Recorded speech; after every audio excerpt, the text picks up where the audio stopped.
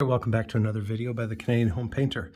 In today's video, I just want to show you how I repair imperfections like this in drywall. So this is actually not a crack in the typical sense. This was just a bad taping job. They used mesh tape, pushed it up in the corner, and then didn't fill it in with enough drywall compound.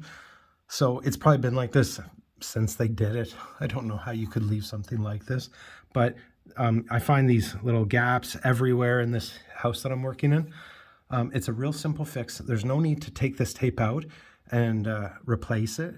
Now this is just going up a vaulted ceiling here, but I've been fixing these cracks everywhere in the house, and you can see the mesh tape there.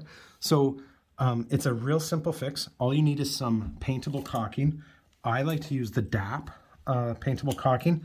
I just I cut the end on about a 45-degree angle, and then all you want to do is put just a nice consistent bead down where you're wanting to make the repair.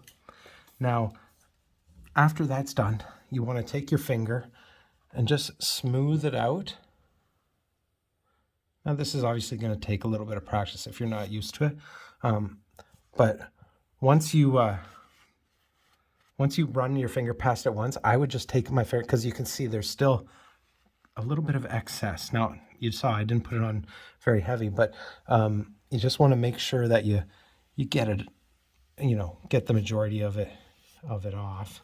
But you can see that already looks 100 times better. Once that dries, I'll be able to paint that within probably an hour.